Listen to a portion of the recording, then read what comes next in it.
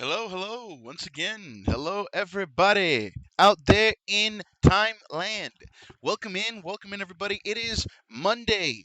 Y'all already know what it means. You know what time it is. You know what it is. It's your boy Call Sign Henshin coming to you live from the year 2285. How y'all doing today? How is everyone on this fine? Let me check what time it is in your area. Today is June 21st. How's everyone doing? How's everyone doing today? Hope y'all had an amazing weekend. I know I did. Had some pretty exciting things happen over the weekend, to the point where I wasn't sure if I was going to stream today. There was a moment where I'm not even confident in my voice right now, and there's a reason for that. But before we get into that, I just wanted to say, hey, you, yeah, you. I'm looking at you. I'm looking directly at you. I'm looking at you at the screen. Hey, don't let the helmet fool you. I am looking directly at your face. Hey, you. Did you do that thing that you set out to do this weekend? Did you do that thing that wasn't the norm in your routine and you wanted to step out and do something different? Did you do that thing? Did you? Because I don't think you did. Did you? Tell me if you did, because I'd love to know if you did. Because guess what? That's already the first step. You've made a milestone. You decided to step out of the box and do something different. I applaud you if you did. If you didn't, what are you waiting on? Go do that thing, damn it. Do that thing. Do it.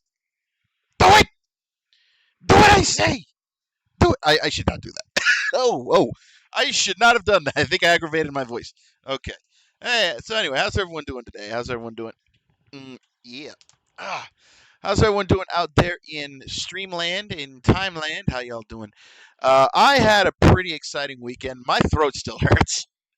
You could, I could talk, but as you can hear right there, I can't do aggressive tones, and there's a reason for that. Um, pulling the kayfabe aside, pulling the kayfabe aside here for just a minute. Um, I am a wrestling commentator about 6 or 7 times out of the year. Right? There's like 12 months in a year. We usually do about like 6 or 7 shows a year. And Saturday's show was so bizarre that I ended up screaming my lungs out, and it was a lot. It was the loudest I'd ever screamed at a comment at a wrestling show. Like, and not like as a fan, like as a commentator. Like I've had shows where I've had to raise my voice. I could feel my voice leaving at the end of that show because I had been screaming out of confusion. And don't get me wrong, it wasn't like a weirdly overbooked kind of thing. As a matter of fact, it was car crash. It was a car crash match that was booked so well that me and my commentary buddy we knew nothing, and we ended up leaving that match with less. Like, we didn't know what happened. All we know is that it was a women's main event, and the how do I put this? The one of the women in question was out of her fucking gourd. For once, she was wrestling in a cocktail dress. That shit was fucking weird. But she kept yelling and cursing the company, even though it was her first match there. Yes, she's cursing it out like we had wronged her in some way, shape, or form, which led to more confusion. But yeah, she kept coming up to the commentary and saying, "Hey, you better be talking about me. We don't know anything about you." So it became this whole thing. It became this whole thing of like you're you're cursing out the company. You're cursing out the fans who've never seen you before. You're cursing everyone out like we've wronged, like we ruined your career. You just got here. And me and my buddy, who is also a streamer, you can find him at Metal Cat Gaming. We're sitting there, and we don't fucking know what's going on. And here's the thing: as a wrestling commentator, you usually kind of get notes, but never about what the show is about. You don't know what the show is going on about. But normally, what you'll do is you'll walk up to people before the match, like you walk up to the wrestlers and hey, do you have anything new for us? Like, are you debuting a new finisher? Are you, is there like some points that you want us to stick on in commentary? Like, are there things that you want us to say to put you over? Is there something? But never tell us about what you're doing in the show that day, because we're trying to call it as we're trying to call it as a quote unquote shoot. So we're trying to call it in the moment, right? Like we're watching it as a fan, because ultimately, what when you listen to commentary, what you want is people, like, you want to hear someone who's seeing this at the same time. Because if you're hearing someone who already knows what's going on in advance, it ruins the magic. You want to hear it like you're hearing a fellow fan tell you what's going on. Obviously, we have a little bit more information than the common fan, but in terms of what's going on in the ring, you don't want us to know. You don't want us to know what's going on, because that ruins the magic. We have to be as clueless as you guys. However, this particular week, we went in fully blind. Like, we didn't even talk to anyone before the show. And the reason for that is because earlier in the day, I went to a convention, my first convention in over a decade. I went to Quad Cities Con, or QuadCon, in Peoria. And it was a lot of fun. I got to shake the hand of Kurt Angle. I got to shake the hand of a goddamn Olympic hero, and I thought that was pretty cool. I didn't get an autograph for him. My buddy did. I was with there with my commentary buddy, so he got the autograph. I couldn't get the autograph, but I got to at least shake the man's hand, and I thought that was pretty fucking cool. I also bought a. I walked around. It was not a huge convention.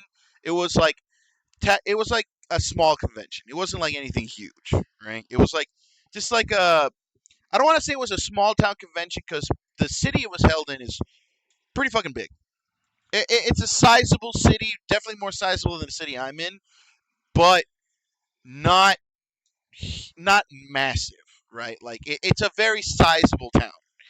So the convention, I guess, was made sense, but it wasn't like, oh, okay, you got the main vendor hall, and then you got like separate like presentation. No, it was all the con was just the vendor hall.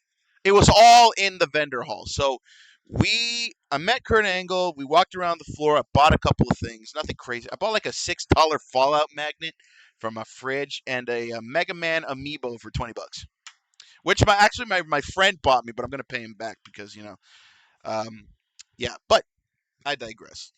So I got to shake hands with Kurt Angle. We went around the convention hall a little bit. Then they had a wrestling show in the back, which one of the guys at that show also wrestled our show later in the day. So we were there at QuadCon for like 4 hours. We were there for like 4 hours, and then we dipped because we had to come back for the wrestling show. So normally we're in early, right? When we do wrestling, we're usually there noon, 1 p.m. Show starts at 6. Call time for fans is 5. Call time for wrestlers is 3. Me and my commentary buddy are there at 1. For what reason? I don't know, but we're there at 1. Because we don't, a lot of the stuff, like, we're not like ring boys. We're not like setting anything up. Everything's already set up.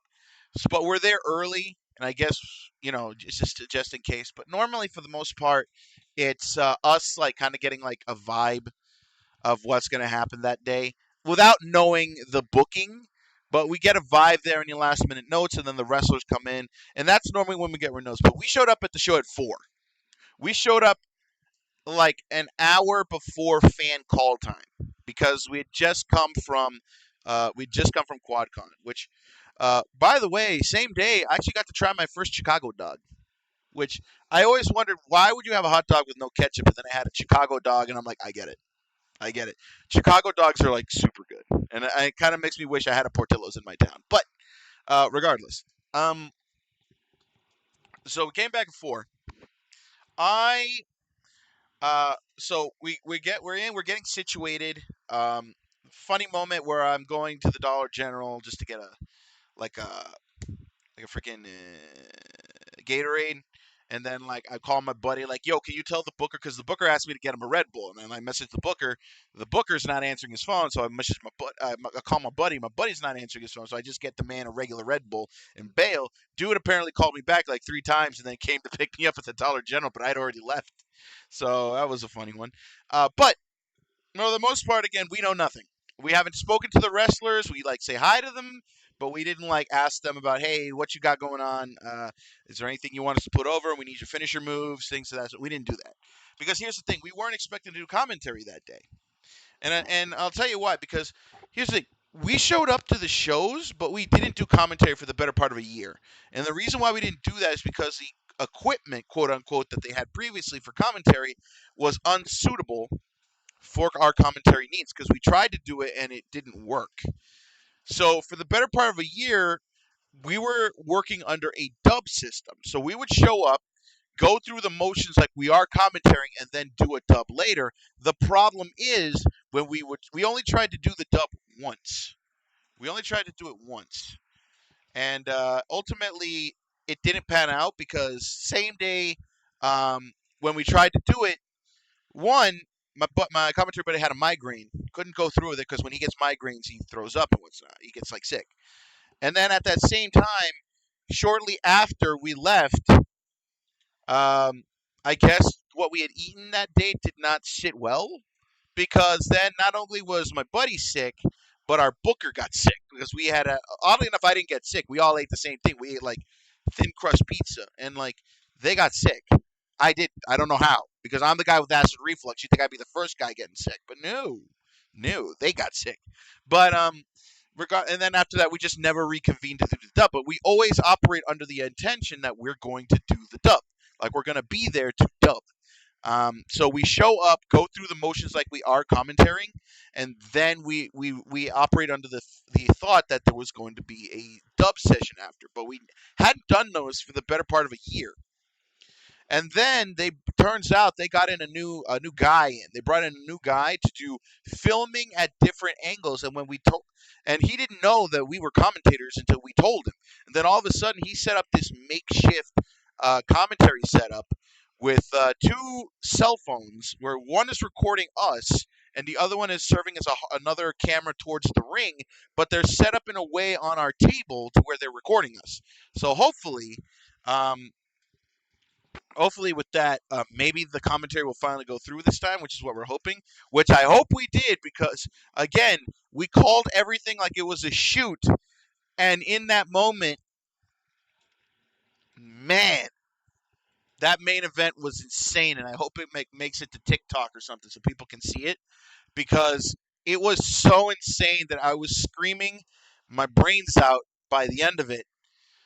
And normally we try to keep the commentary PG, but I think we cleared it with everyone. The guy who was filming with our booker and everything. I dropped at least 2 or 3 f bombs at the end, but I think they were well merited, because mother of fuck, that shit was insane. Excuse me, my throat's a little shot. Um, but I still wanted to do the show today. I still wanted to talk to y'all because we did have some news over the weekend, but we'll get to that in a second. So, um, ultimately, that was a hell of a night, and it was so bad. My voice was so jacked up that I wanted to rest it, but then I had a D&D campaign the next day. Even though I didn't yell in it, I did laugh a lot, and I think that's the reason why my throat's still kind of jacked up right now.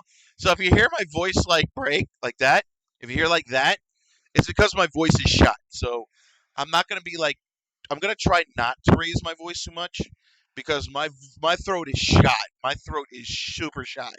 Hopefully it'll be better from when we do Fallout on Thursday. But I think if you guys don't mind the if you don't mind the cracking of the voice today, we should be able to get through this one, because there is some things I wanted to talk about today. Because a lot of things went down over the weekend that I missed. Because um, getting into what I was saying is that when I woke up, I was pretty much out of town and then doing the wrestling the whole day, so my voice was shot. And then because of that, I was super exhausted. I slept for like 12 hours. Woke up somehow in time for my D&D campaign, went through the campaign. When we finished the campaign, I went right back to sleep, and I woke up at like I slept for another 8 hours. And the reason why I did that is because the night before I didn't sleep. Before I went out of town, I didn't sleep. So I had been up since like um I had been up since like 9 p.m. the night before. So I had been up, which normally doesn't sound okay. Actually, no. Let me. Yeah, yeah. No, I woke up at like 7 p.m. the night before. Like my sleep schedule is kind of all over the place right now. But I woke up at 7 p.m. the night before. I went the whole night without sleeping. I tried to sleep. I couldn't sleep. I went up the next. I'm like running on fumes going to this con, and then on top of that, I'm doing the show. I'm trying to power nap in the car ride, but I can't do it. So I've been awake for the better part of 24 hours. Not if not more, maybe like 30, 32, 36 hours. So when we got done with the wrestling and the con and all that, I go home, sleep like a damn rock, wake up, somehow manage to make it through my D&D campaign, then I pass out again for another 8 hours. Forget about it. I have been, I don't want, and then I like, again, sleep schedule, jack the fuck up all night, go to sleep at like 7, woke up at like 2 in the afternoon today, 2:30 ish. So, yeah, I'm up, I'm ready to do stuff, but my voice is still not fully recovered, which is why I'd been debating doing the stream today. But I decided to do it anyway because I don't think I think today we're gonna have an easy day. We don't have a lot of ZETZ news to get into, and of course, it's kind of easy to cruise through the live react because I'm watching it in person. So I apologize in advance if it doesn't seem like I am saying a lot during that during the uh, during the live react portion because again. I'm going to try to refrain from speaking too much or trying to get too excited because my voice is shot, but I still want to do the show today for you guys because I do quite enjoy doing this show. So I ultimately decided we'll keep it on the low. We'll keep the excitement down, keep the energy down. We'll do the show, and then we'll see how I feel. We'll see how I feel by the end of it, right? Like because again, my voice I can still use it. I just can't hit octaves, and of course, every once in a while you'll hear my voice break. So so hopefully we can get through this and have ourselves a good stream today. Have ourselves a good show. Let's get right into it. Let us get right into the action with our ZETZ news for the day. So let me go ahead and pull this up. Let me go ahead and whew. Let's go ahead and bring up our display here. Obviously, we got to start with the big news. We got another teaser trailer for Kamen Rider ZETZ. Came out on Saturday, I believe it came out. I unfortunately did not see it, so this is me going blind into it. This is my first one going blind into.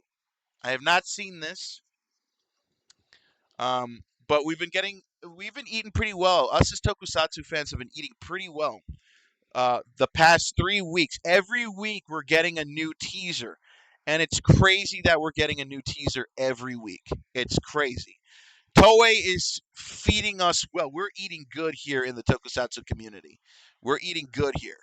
So, I do believe it is time for us to take a look at the next teaser for Kamen Rider ZETZ. And from what I understand, this is taking a look at his power-ups. This is taking a look at his new forms, at his alternate forms. So I do believe it is time for us to kind of get into this. So let me go ahead and pause that. Why is NVIDIA overlay open? I don't know. But let us go ahead and take a look at what is coming. This is teaser 3 for Kamen Rider ZETZ from the Toei Tokusatsu World official YouTube channel. And I can't hear anything. Hold on. Where'd my audio go? Okay, there it went. Okay, hold on.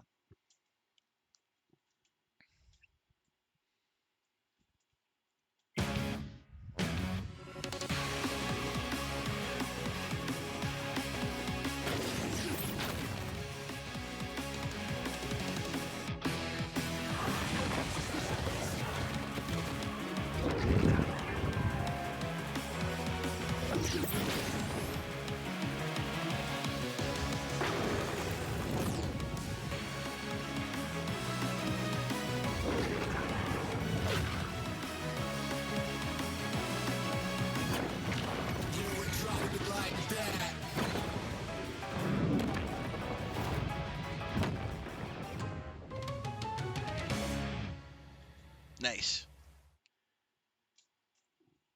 All right, so let's, as we do, let's loop it and let's take a look. Let's dive a little bit further into this. So I think we gotta like talk about, like, I do like the way they do the.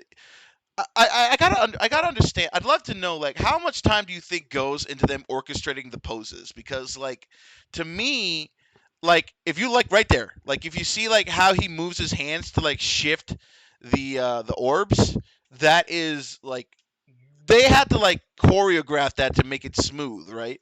So, like, I imagine, like, how do they come up with the idea of, okay, you're gonna wave one hand over and then use the other hand to, like, slam the ball in? So, like, you slide it up and then the other one, like, so it's like a crisscross motion what he's doing there. Like, I gotta wonder, like, what is, like, the thought there? What is, how long did that take to, like, plan to make it that smooth, you know? Like, I'm trying to figure this one out personally. Like, what is the movement? What is the schmoothness of it? What is the schmoothness? So that's one of my questions. But here you see, like, it's showing, like, the different suits and kind of a little preview of what they do, but it's not real, like, in depth. It's, again, it's a teaser. They're teasing us with what these abilities can do. Um, so you kind of have to, like, look into it. But even then, I'm not seeing much. Like, I'm not seeing much of what these abilities can do. It's not really telling. It's not very telling. Like, okay, the main form, right? He's starting to, like, boom, look at that. Slides the hand over. Like, that is some smooth movement. So you have Technolom, which I assume allows him to create constructs. That's what I'm seeing here. And then we have Esprim, which I think is electricity.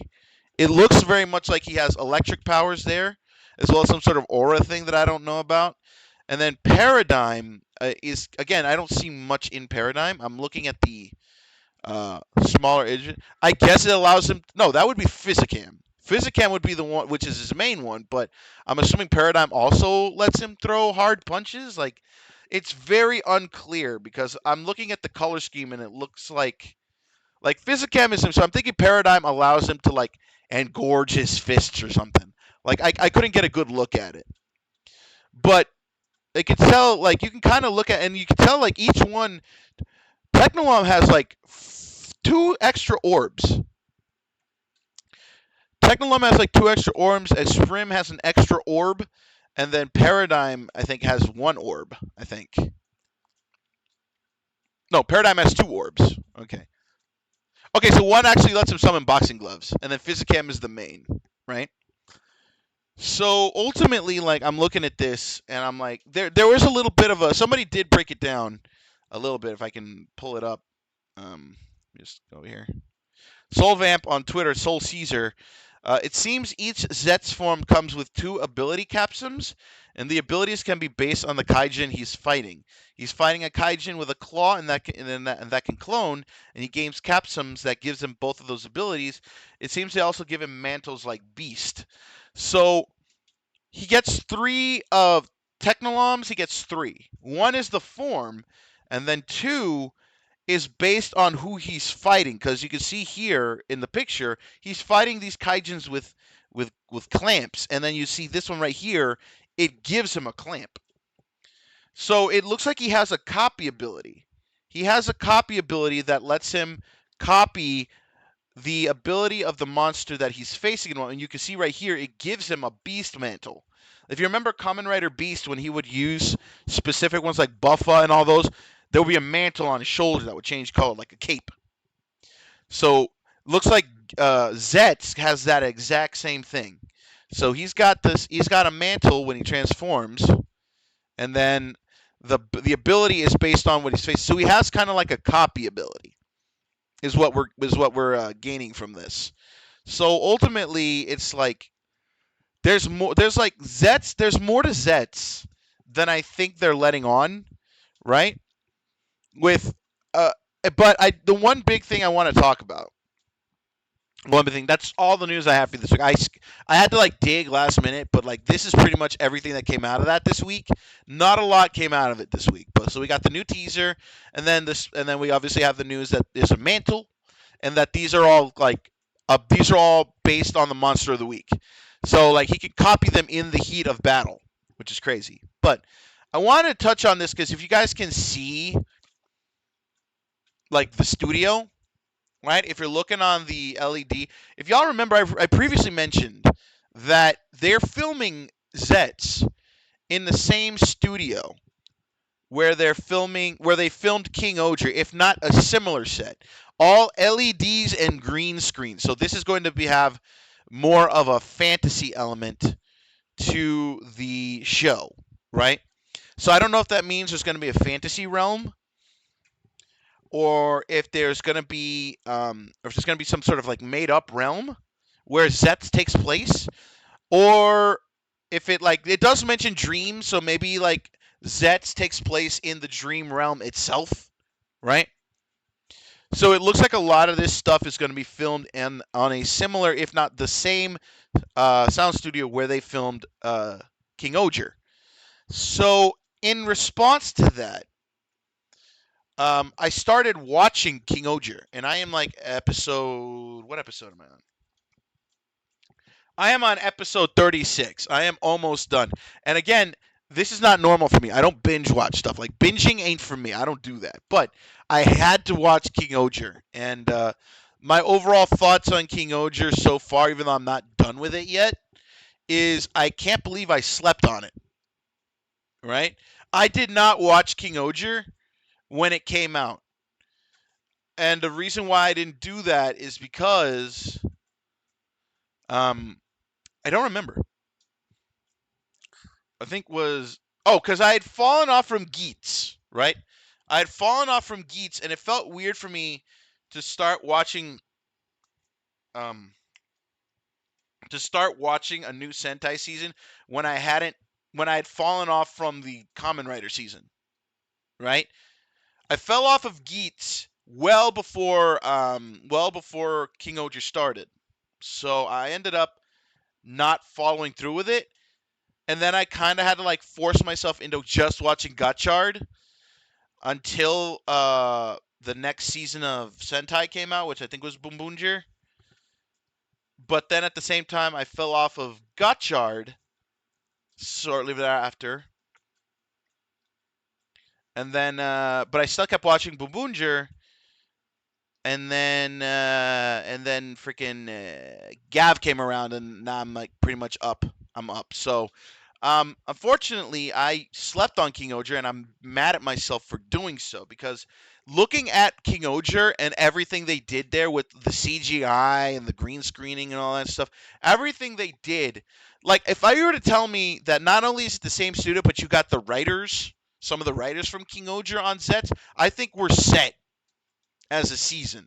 And I think that would be good because when you think about it, King Oger resonated with a lot of people here in the States. Resonated with, not even in the States, worldwide.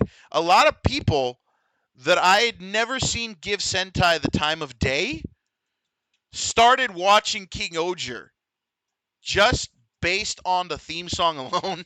And then you get into it, and like, my God, that season was so good.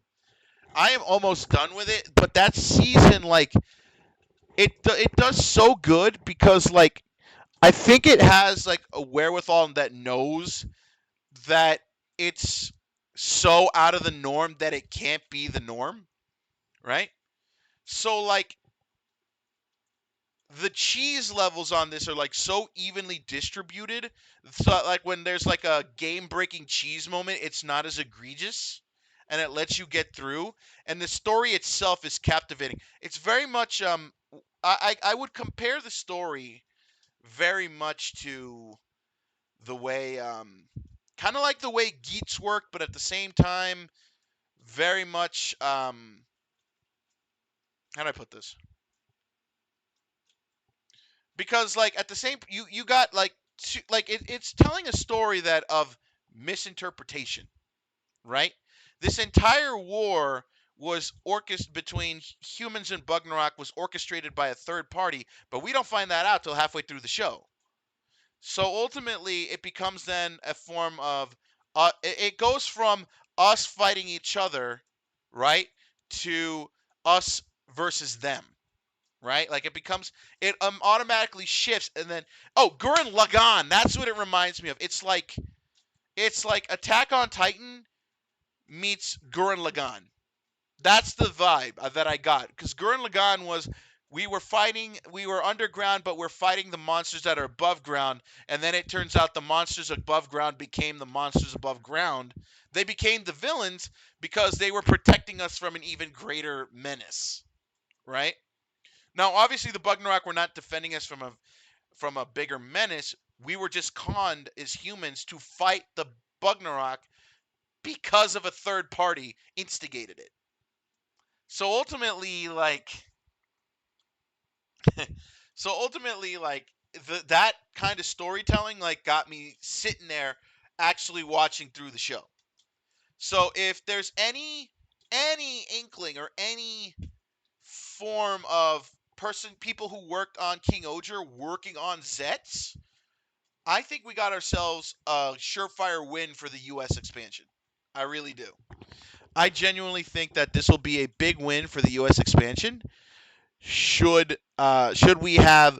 I mean, we already got the place where King Oger was filmed. Now, if we got people who are on the writing staff or producers or anyone who has an idea of what made King Oger great and bringing that into ZETZ, I think this will be the crown jewel of the U.S. Canada expansion. This will be what gets more Kamen Rider in people's faces here on this side of the pond, as well as start opening up to the UK, start opening up to like the rest of Europe, Africa, Central America, South America. Central America and South America would eat this up, and I'll tell you why I know they would eat this up. They literally had Ultraman imported. Like way before Ultraman had a YouTube channel, Ultraman was hype in Central and South America. Literally, I could turn on a local TV channel and they had Ultraman Tega dubbed into Spanish. And as far as I know, I don't remember Tiga ever making it to the U.S., not even in a U.S. dub. Not even in like a bastardization like they did with Power Rangers. No, they didn't. It wasn't like, Superhuman Samurai Cyber Squad. No, it was straight up the Ultraman Tiga Japanese show dubbed into Spanish. Ultraman does fucking well in Latin America. You can't tell me this would not thrive in Latin America, right? But for it to thrive in Latin America, it needs to thrive in the U.S. and Canada. So if we have anyone tangentially related to King Oger working on ZETZ, they're going to come knocking to Latin America and the UK. They're gonna and Europe. They're going to come knocking. It's just a matter of time. Soon, Kamen Rider will be simulcast all over the world, and possibly Super Sentai, if it is to be believed that Toei don't fuck with Hasbro no more. If it's to be believed. So, that being said, we do have pretty much something good on our hands. If this is as good as King Oger, I think we are in good hands. We are in good hands. So again, I'm gonna urge, like I do every week, when this comes out, watch the simulcasts. Watch the dub. Not the dub, but watch the freaking not VOD. Well, when it's on a streaming service, watch it on a streaming service, right? If they have like a simulcast somewhere, watch the simulcast. If you can find any of the Kamen Rider ZETZ merch being sold anywhere in the US, buy that shit. If Bandai makes it available on their website, buy that shit. Like, we got to make sure this sticks, man. We got to make sure this sticks. So please, please, please, if there was ever time for you to actually support the official release of something, now is the time. September is coming up. We're literally about a month and a half away. So y'all, we got to support this shit. We got to support this. By all means. All right.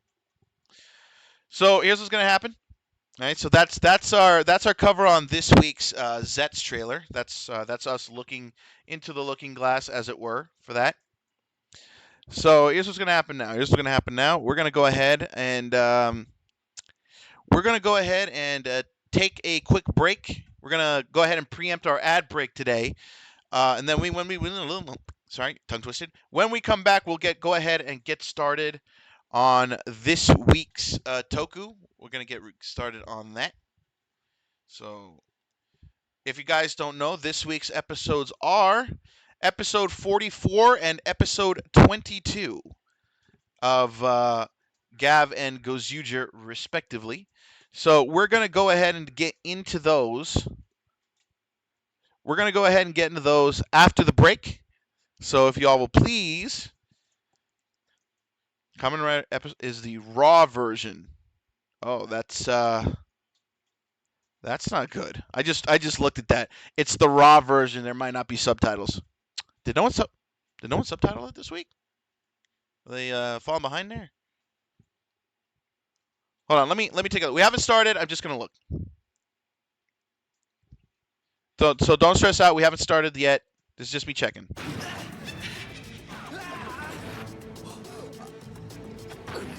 So recap? Oh no. Okay, there's dubs. Okay, no, we're good. There's dubs. There's dubs. There's subs. There's subs. So we're good.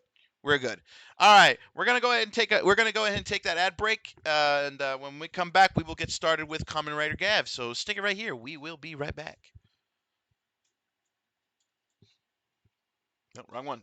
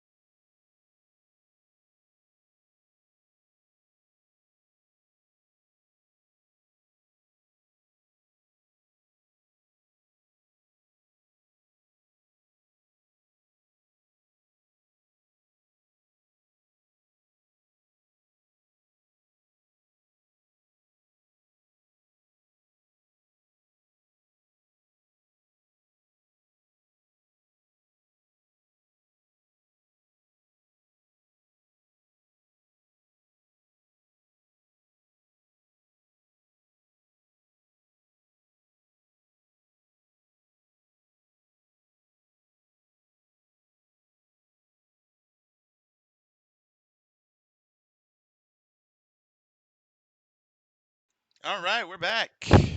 All right. Hi. Hi, I'm all up in here. Hello. Hello. Let me just move that a little bit. Move that a little bit. Whoa, okay, reset. Okay. All right. All right, so y'all know how we do here. Y'all know how we do. Just went to go grab some water. So, y'all already know how it is here. I will give a countdown. We start at 0, 0. We start literally at the start, and then when I say go, we hit play. So, and then we will be reacting to and discussing things that are happening as they happen, if they are of any plot importance. I did say I will not. I will trying not to speak too much because my throat is still kind of like jacked up, but I will still make an effort to go through this because I do want to watch these with you guys. I will. I don't want to promise when because I've already kind of like fallen behind a little bit, but I do want to at least try to aim to get the Discord open by the end of next month. Now, it doesn't mean it's going to be at the end of next month. It could open before that. I just want to clarify that. But I want to try to set a deadline for myself to get that done by the end of next month. So if you guys want to, so we can actually like show, you guys can be in the Discord and in the event stage, we can live stream these episodes of Gavin Goes Uger. So hopefully you guys can, will be there for that once that happens. I will announce on Twitter and Blue Sky when the Discord is open, so I hope you will keep your eyes on that. So, all right, so we're starting, as always, with Common Rider Gav, episode 44. We're going to start with that. And make sure you, wherever you watch it, make sure you have it set to double, make sure have it set to all zeros, have it set to the start. And we're going to begin here. Count it down when I say go ahead and hit play on your end, and it will sync and we will sync accordingly. If you do not have that, you can. I don't know if you'll be able to go by the audio because it will be in Japanese, but you may be able to use it as a reference point if you're watching this live. Otherwise, if you are watching this on the VOD, just go to where I just take the video, line it up to when I say go, and then just hit play. All right. So here we go. Kamen Rider Gav, episode 44. Let me just go ahead and take these off, and we're gonna lift these up. All right, here we go. In 5, 4, 3, 2, 1, go.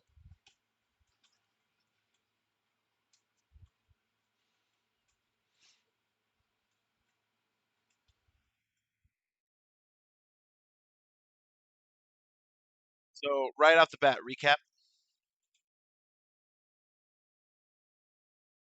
But we're recapping the whole show. Wait, this is episode 44, right? I'm not tripping, right? No, this is episode 44. What am I looking at?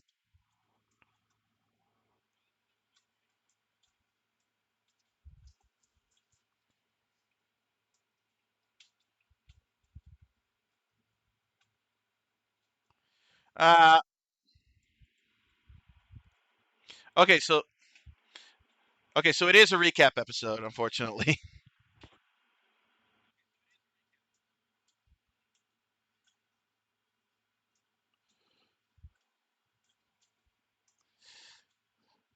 They're talking about how they met, about what the Common Rider is.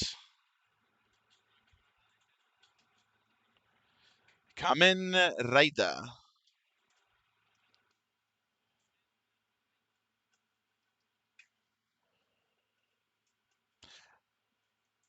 Okay, it might not be a recap episode per se, but they are saying that they are talking. They might just be, you know, doing another story with this kid. Excuse me, throat's a little raw.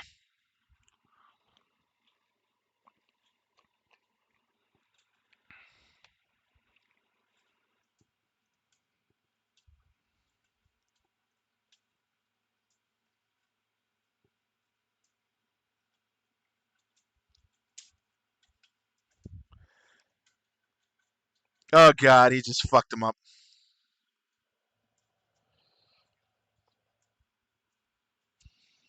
Don't know why he did that, but he did that. Love this song.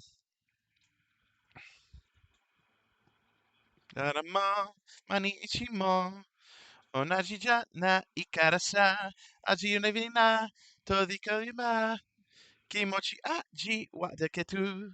Surake wakare ikusen no hito no nagare. Biga kanjo ni ipai ota ete.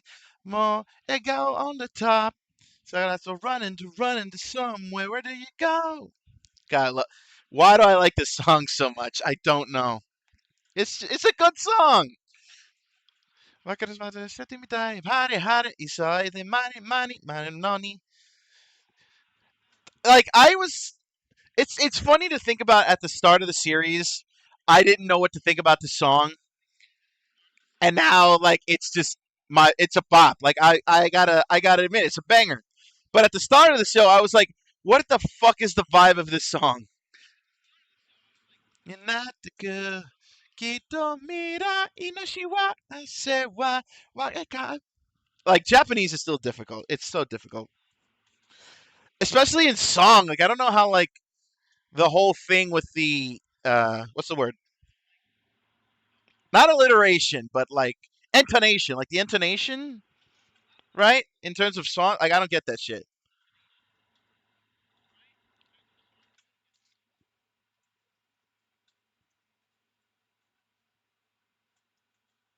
Oh, okay. So he thought it was originally shitey. Okay, that's what it was.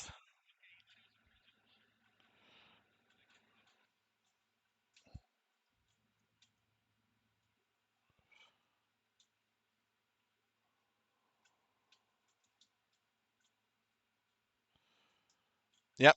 So we're kind of this is definitely a recap episode, I think.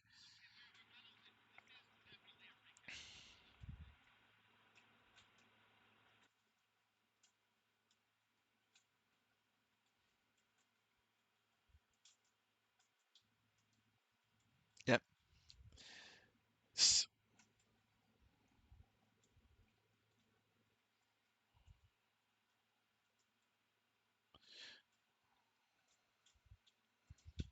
Look at the little guy.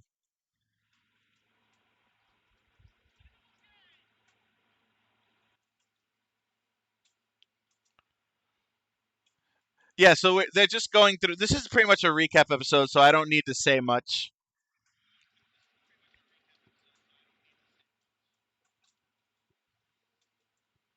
Right? Like if you've been keeping up with the series, like you don't really need to like what's the word? Like I don't really need to explain much because like this is just going through episodes 1 through freaking 43.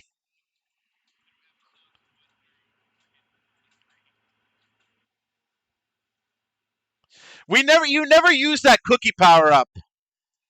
You never use that cookie power up. That's super weird.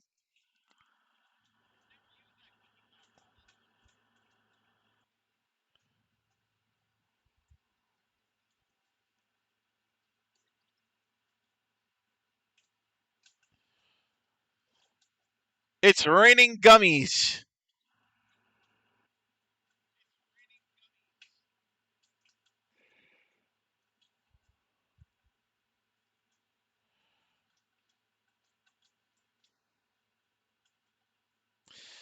Yeah, this is gonna be an easy one. I can probably give it a rating early because like this is just a recap episode.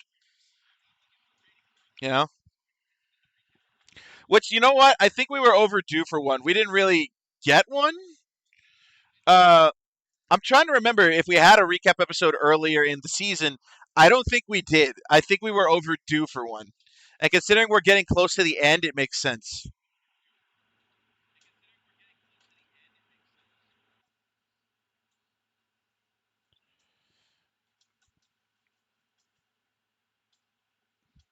So yeah, this is just. I think we were just overdue for the clip show. We were overdue for the clip show.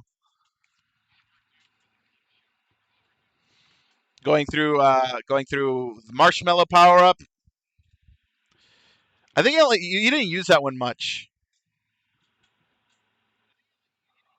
Chocolate.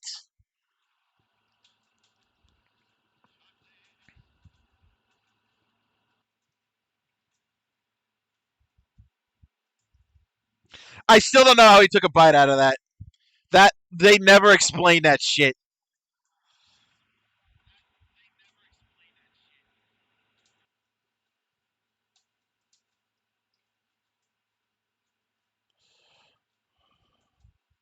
Is this where Hanto comes in?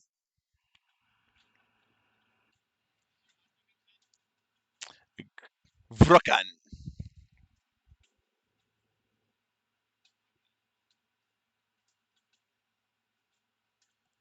What? Where the fuck is the candy cane?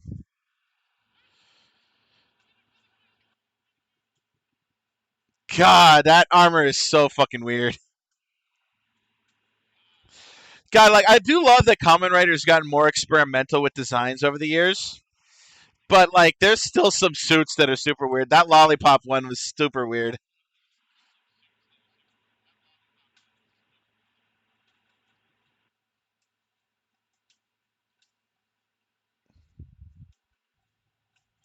Look at it. God, like I feel like the Gochizos are like the most marketable things ever.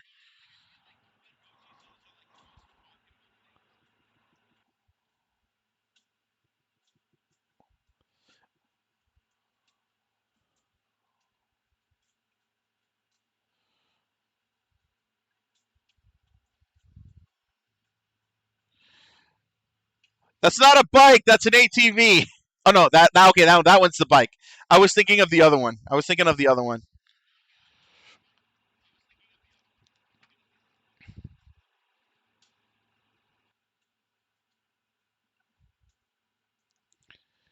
So yeah, this is pretty much the clip show. But I'm assuming like I don't know if I was like just this part is the clip show, and then we actually go on to some lore. I don't know. Or it's just going to be a clip show from different aspects of different people. I think.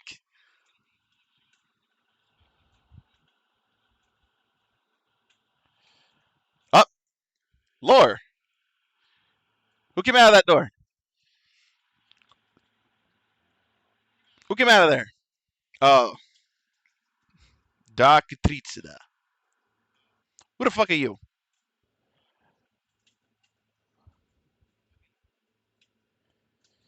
Okay, random dude comes out.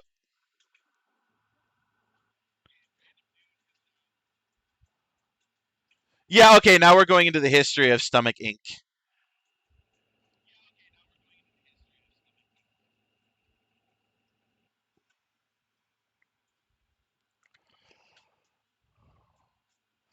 Yeah, they're just breaking this. This is the entirety of this is going to be the clip show from different aspects.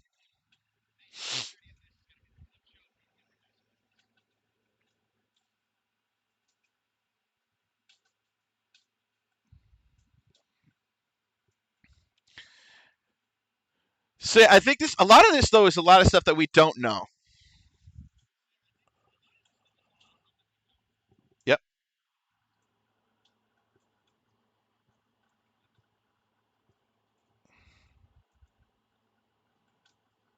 irreplaceable. He says, "You know, y'all know what it is. Y'all know what it is."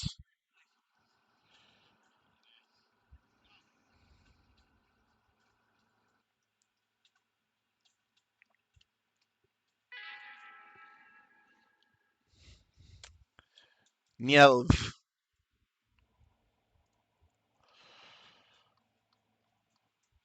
Oh, we're breaking them down, baby.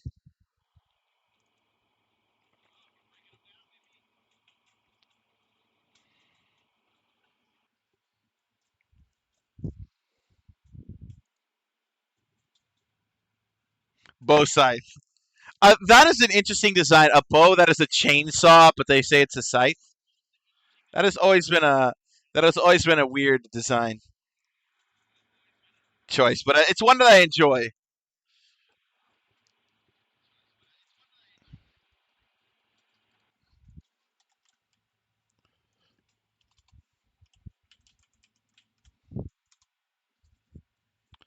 They're putting him over. Like, why are they putting Valen over? That makes no sense to me.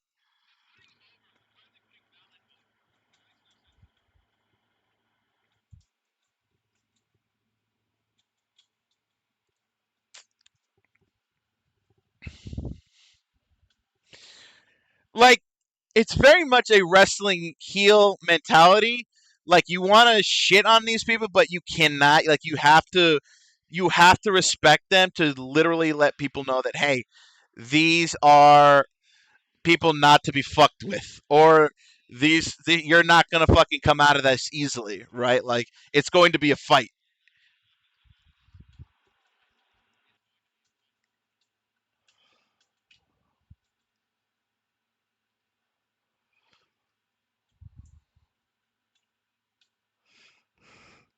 Still haunts him.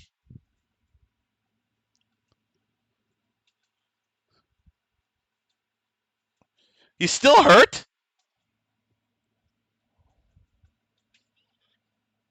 Hey, the Hento man. There he is.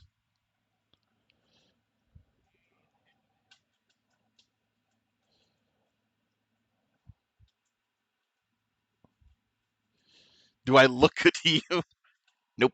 Okay, fair enough.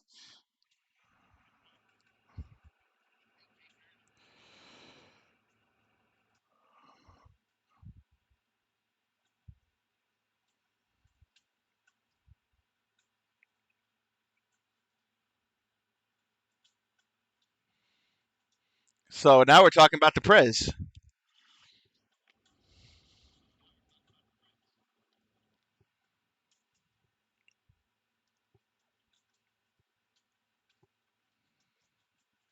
Rumored to have assassinated his detractors. That makes sense.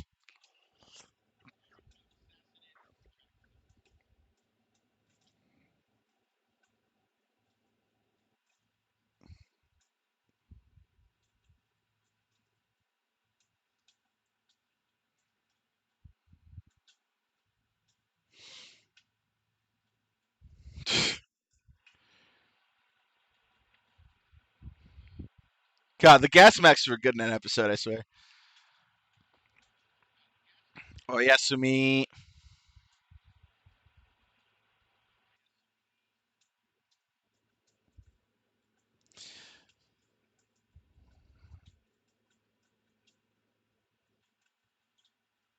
How would he know?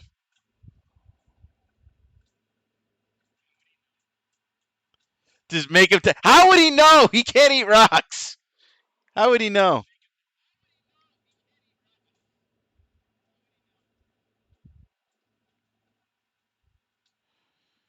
So it's kind of interesting me how they kind of like hand fist ongoing lore into clip shows, but it's more predominantly taken over by past lore.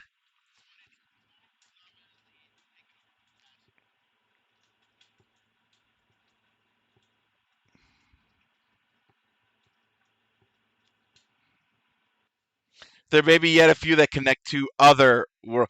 Okay, you're setting up Zets with that. You are setting up Zets, you fuck. He set. He literally set up the crossover with Zets. The fuck.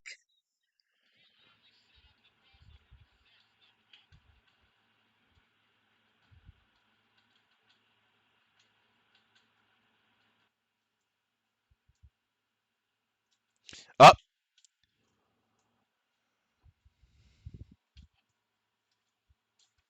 Okay, that.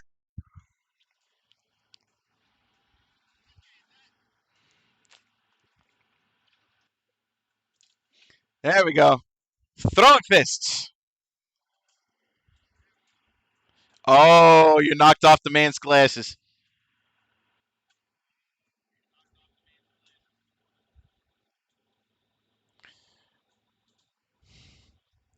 He didn't like that. Up. Point. You're not gonna point blank with a crossbow. Oh, okay, fair.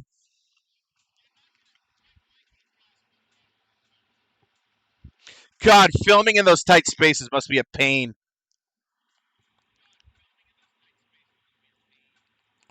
Oh, wait, how do you do that? Okay, that's new. That's new. What the fuck was that? My man's manipulated time and space.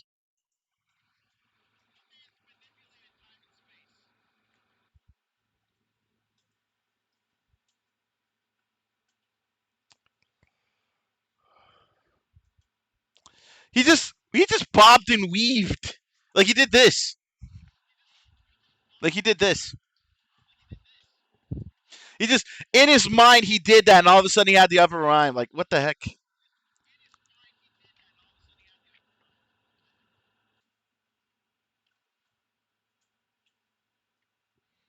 Wait, why are we in What? Why are we in the afterlife? What are we doing? What? Why are we with Sheeta in the afterlife? What? What is this? Okay, y'all wilding on this clip show today. What the fuck? Oh, okay, never mind. We got everyone that's dead.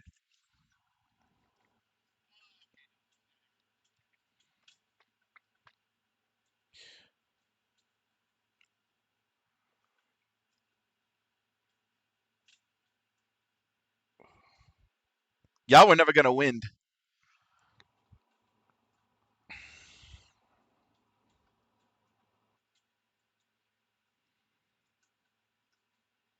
How Lango is still alive is still beyond me.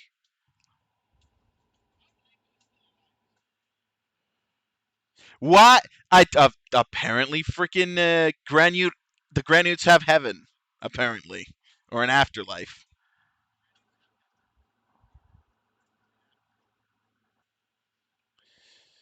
My man just standing in front of air conditioners trying to look like a badass.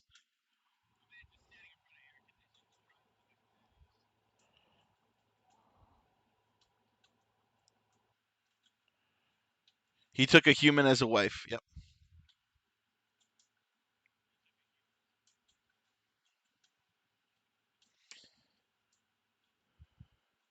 Who poisoned him? We know who poisoned him. That's not a question.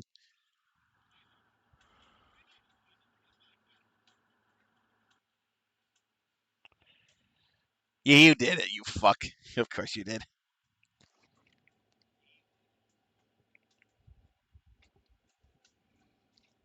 Was it though? Was it though?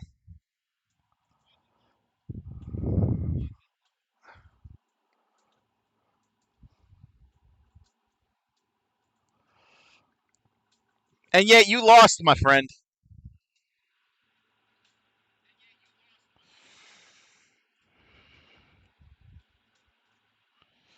Yeah, the fact that he didn't die like everyone else, that's weird to me.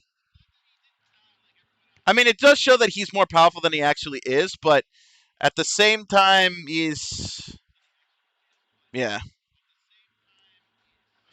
It shows that he's more powerful, but it's like you're kind of like it leaves the question of he's a real big bad or if like the president is. So it just leaves too many questions.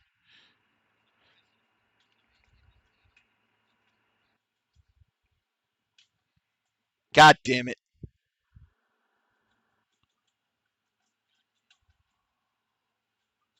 Oh, that's adorable.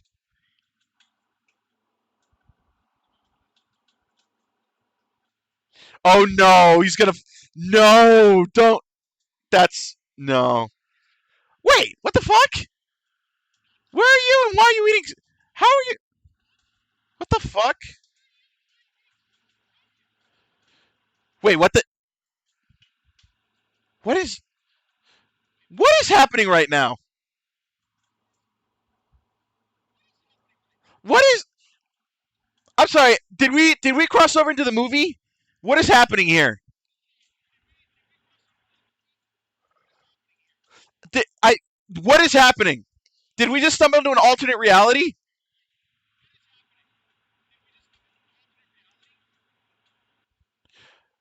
Did we stumble into the movie? I think we stumbled into the movie.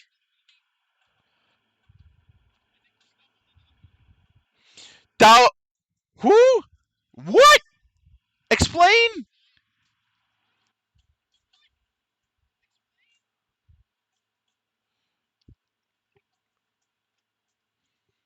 Oh right. Okay, so this is the movie. They crossed in a little bit in the moving. They're crossed over a little bit.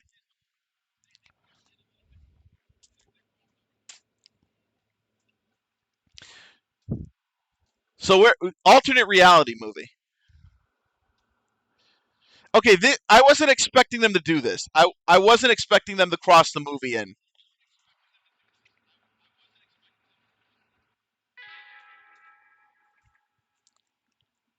So you kind of you blindsided me with that. You blindsided me with that.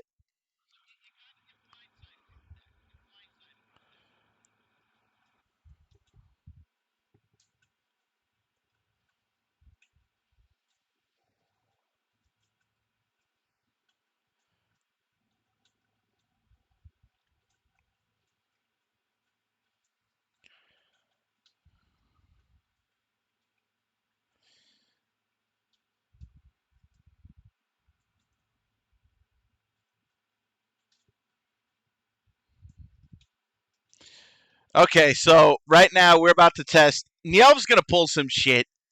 He's gonna pull some shit. So yeah, this is nothing to. I mean, it wasn't really anything to write home about until you started twisting in the movie. You started implementing the through line of the movie in there. So ultimately, we're going back to lore next week. So this was a clip show. This was a clip show, but it was not a bad clip show. It was just I wasn't really. My expectations lowered halfway through, and then you started weaving the movie in. I'm like, okay, now we're going somewhere with this.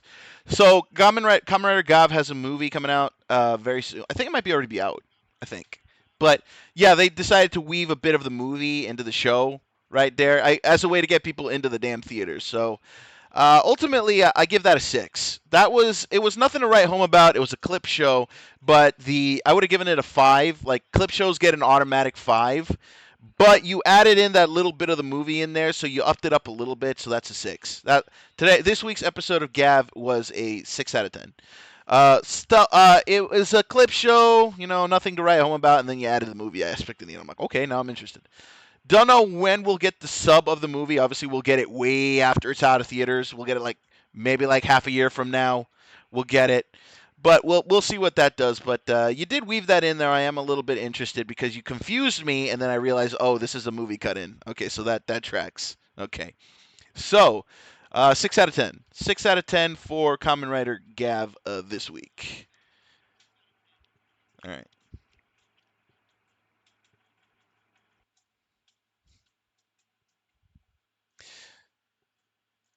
All right, so let's go ahead and get into Gozuger for this week. So Gozuger has been hit or miss. 2 weeks ago it was ass, and then last week it was great. So let's see what's going on with them. Let's see if we got something good on our hands this week. Episode 22. So I'm gonna load it up, but we're not gonna start yet. I just need to get it loading in the background right quick. Okay. Good enough. Okay.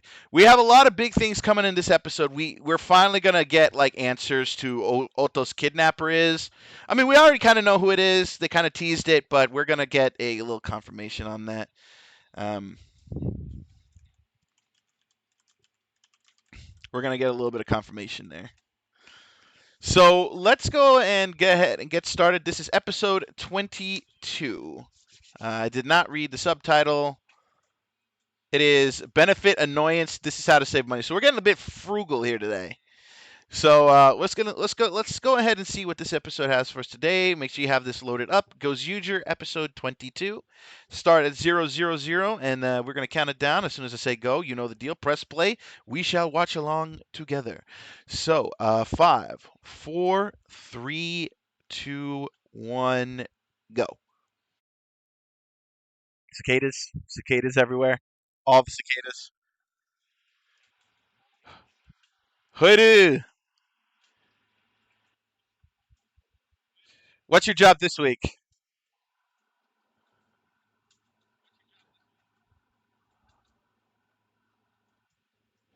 Save money. Why else? My man just walking.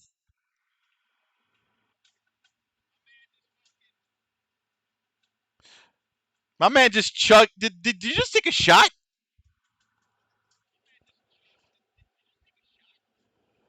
He's not a god. Rico is not a god. What the fuck?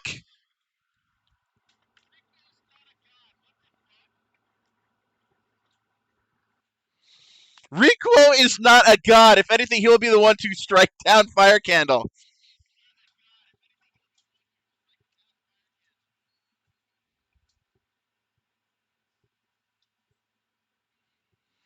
Rico is not a goddamn god. Knock it off.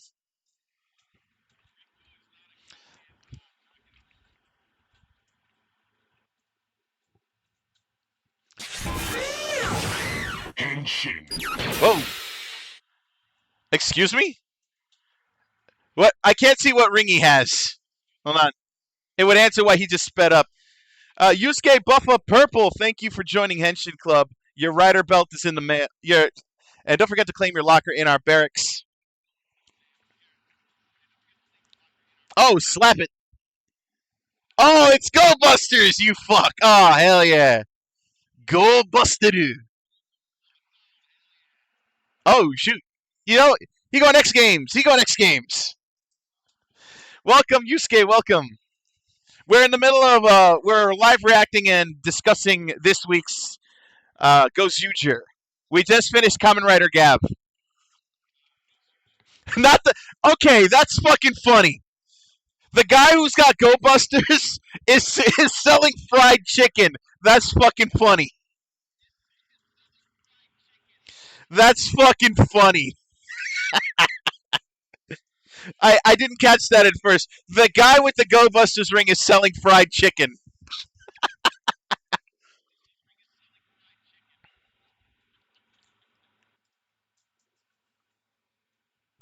Oh yeah, freaking Fire Candle's about to go on a tear, and I'm all here for it. I am here for it. Da-da-da, da-da-da. Fried chicken, don't mind if I do. Hey, da-da-da. Oh god, this theme slaps. Da-da.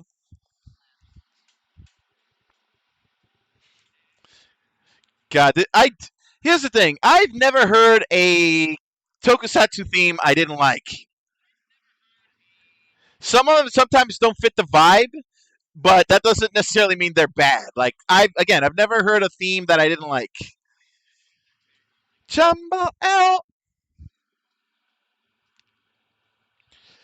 Like so far, like goes Uger. You like this more? No, no. This is more hype. Like Gav is very chill. Like Gav's whole thing is like it's super chill, which is kind of a weird design choice. It doesn't make it bad. But this is super hype. Like this gives the energy up. But if I'm being perfectly honest, I liked the when they introduced Goes You Polar and they used his theme as the start of the show. They should have kept that as the theme because it was more badass. That's my personal opinion. But this isn't a bad theme. And this is actually a really good theme.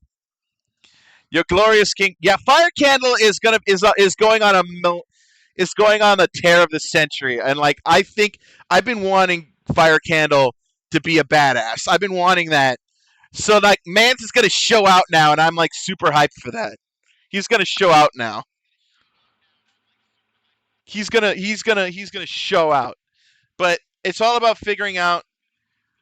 Because right now the whole thing is Rikuo is like been trying to contact his brother because there it is.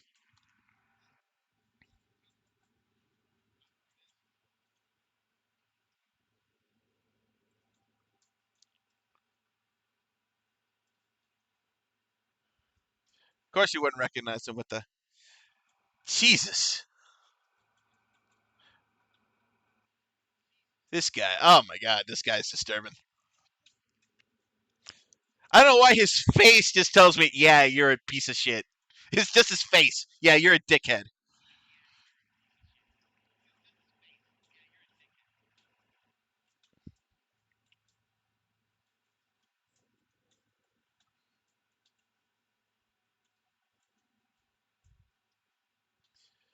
Why are your eyes like that?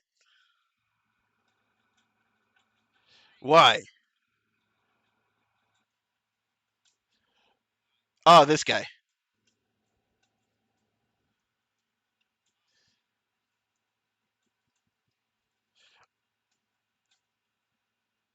Okay, I could use you, but at the same time, you're too extreme for me.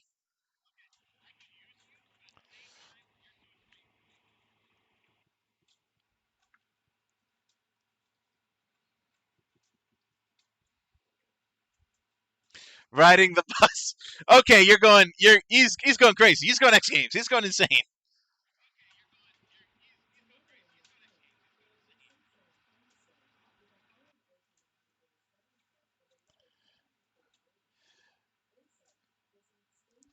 This is, this is. I swear, they just come up with the weirdest ideas for these guys.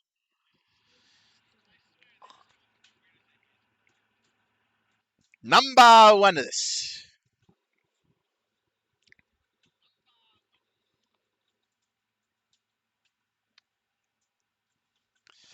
Why is this not? They frame it. They frame it like a goddamn fighting game. You can't give us a goddamn Go Use Your Fighting game, please. Uh,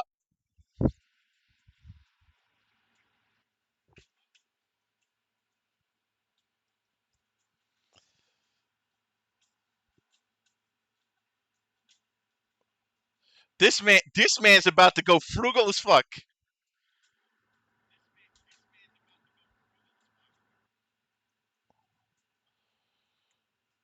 Hey, this man be joiking. He's joiking it.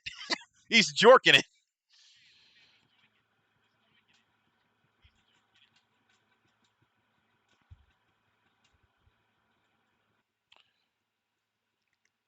Oh yes, Bento. God, you just reminded me of the Bento anime. This just reminded me of that.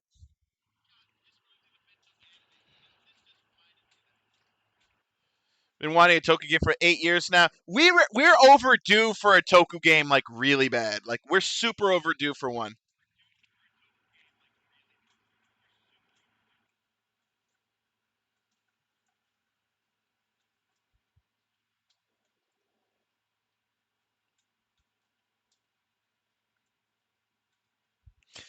Like we've been waiting. It has been about like 8 years, I think. I think the closest thing we got to a new Kamen Rider game or a new Tokusatsu game in general was Ride Commons, and that game was not that good.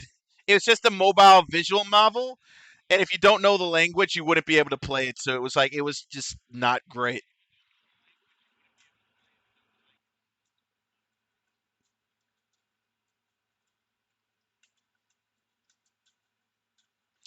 They aren't even milking Climax Scramble. Honestly, have they even updated?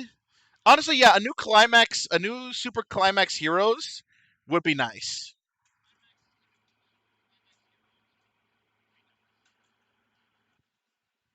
Just calling him.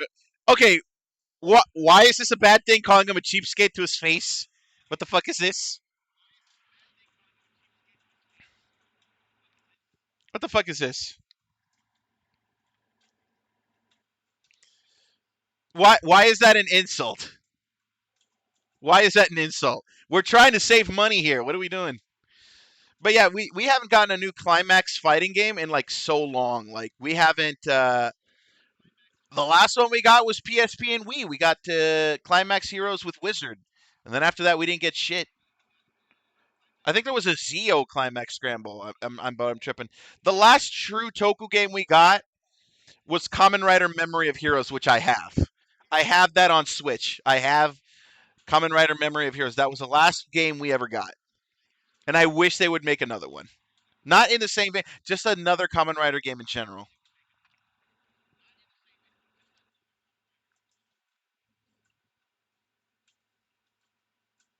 Oh shit, that's a gnarly scar. That is a gnarly scar. What happened to you? Who? What the fuck? Doesn't even show what did it to him. Maybe Zets. Okay, I have thoughts. Oh, I had because I gave them earlier. Usually when there's a new Zets news, we talk about it at the top of the show. Oh, this man popping pills. This man popping pills. But I had my thoughts at Zets usually at the top of the show. But like, yeah, if this opens the door to the U.S. Canada expansion and it becomes a regular thing, then absolutely I can see a new Kamen Rider game coming out of it.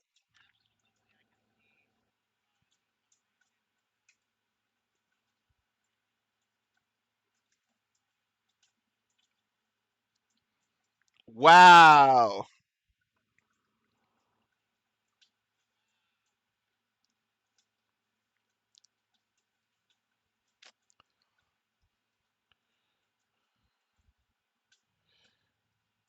But we had nothing and was hungry a lot. Plays my boy Buffa. Yeah, no, I could kind of tell. Yeah, Buffa's your guy, and I don't blame you. Buffa's pretty cool.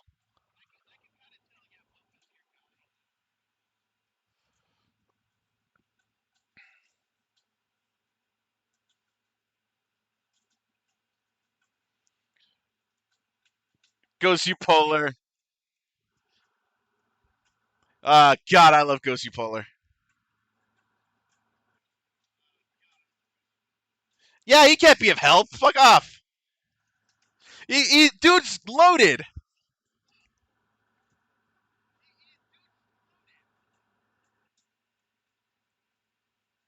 Oh, you got up.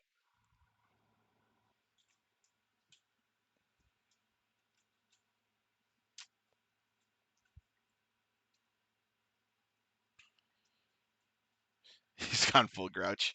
Wake the fuck up, man.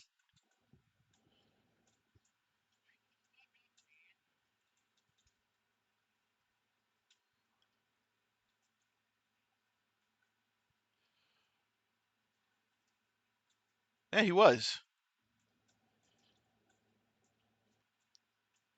My man eating bread crust. I didn't even know you could buy bread crust like that. I didn't know that was an option.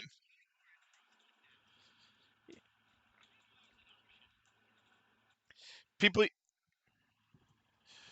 people used to ask me which rider if I had to give the old twist, say Michinaga, and see if they had good taste or bad taste. I feel like I should know who that is. Like I'm drawing a blank on who Michinaga is.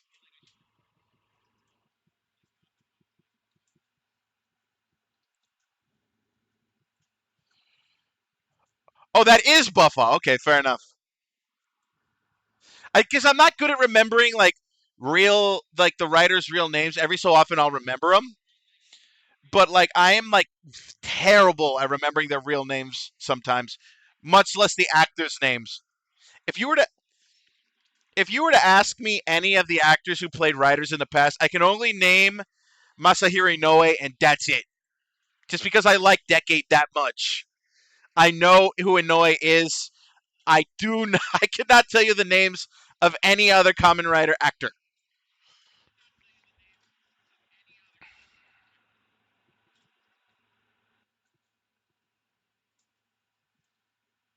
All right, the ultimate way to save money,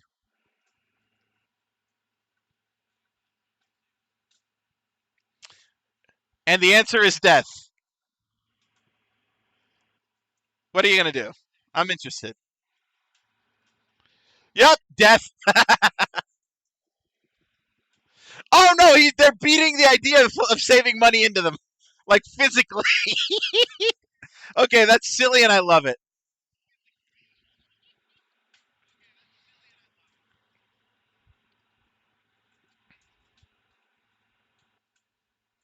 Okay, that's just dumb enough that I give it a pass. Sometimes you say Michi because it's a 50-50. Yeah, because that is it. Because like Ryugen was Michiro too. Like it was Michi. So like at that point, like they might hear the first half of that name and be like, "What the fuck?"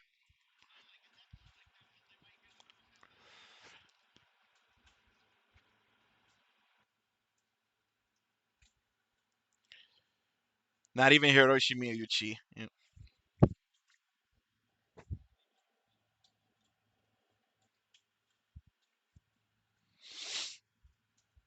wrong. Saving money is the end goal and stuff.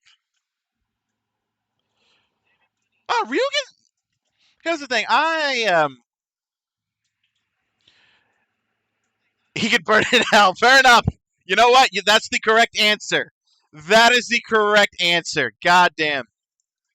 I can go on a tear about like Ryugen and Thouser that they should not have been redeemed. Like they forced the redemption of Thouser, and then they tried to redeem Ryugen. Like this just no. Like they should have been like dickheads to the end, but like they tried to redeem them and it didn't. I don't think it stuck.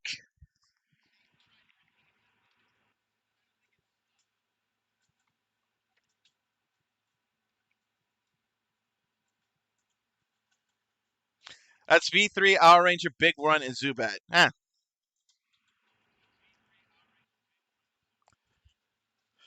These battles are nonsensical.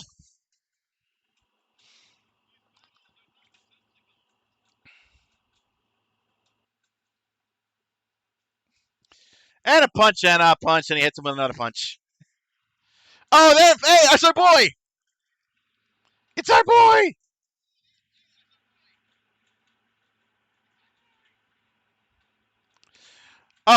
I would make an argument there that Baron like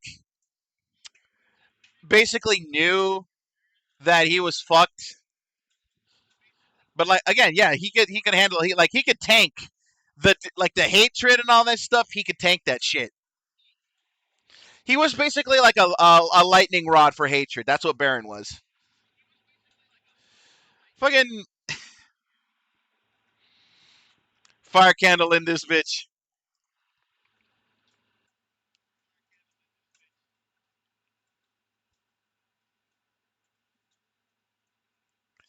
That's okay. I knew they were gonna comment on the damn gauntlet.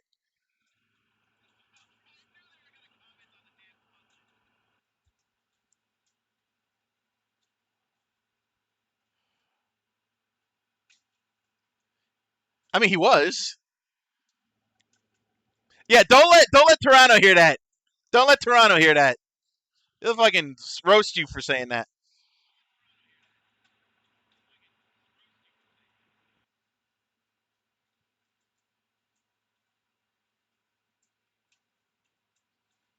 Oh shit! Everything's half off.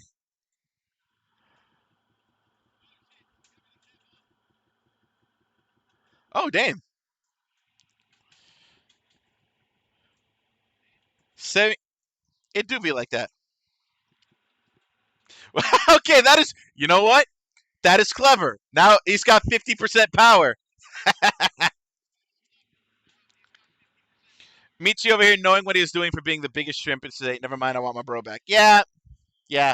Again, ham-fisted redemption. Finger! Woofa!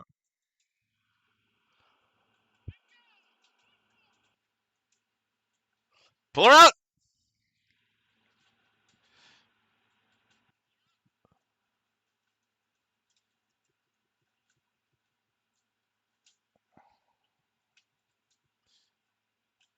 No, I'm saving money. Meta joke! Meta joke! I need to go. Okay, that is an amazing meta joke. He's like, please finish me off in style. No, I'm saving money. Poof. The budget on this episode is low. We need the budget for the final candle fight. You just need to poof. That is an amazing meta joke. I love it. That's clever. That's fucking clever.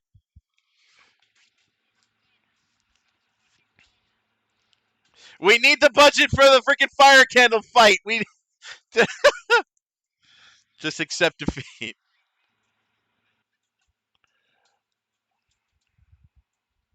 Well, haven't you gotten what? Oh, he is. He's on. He's off the cycle. The main four, except for Kota, were the worst people. You know, I'd agree with that. Wait, what? What is happening? Is that a dolphin? That is a dolphin.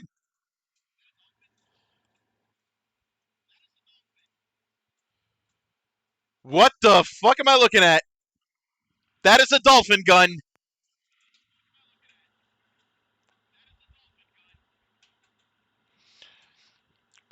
Polar knows what it is.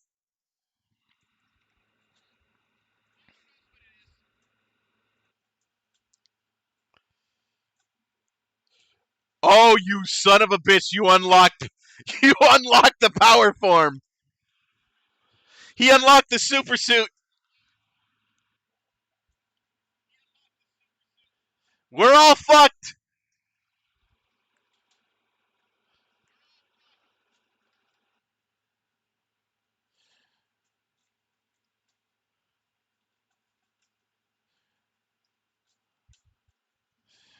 You're a butcher. Really knows how to write villains. Doesn't know how to end a story. I'll get to that in a sec. They buff it. They buffing Fire Candle out the ass, man.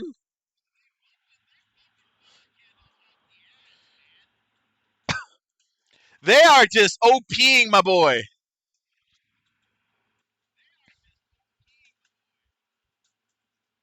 They said you've been losing too much. Here, let's get you one shot. Everyone that goes user, just one shot, everybody.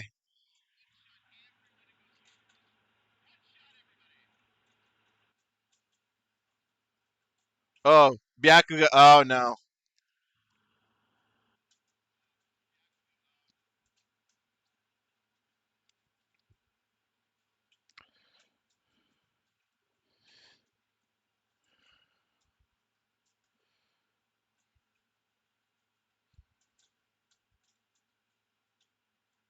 he's Resin Arms. Yep, he's being forced to turn. He's being forced to heel turn.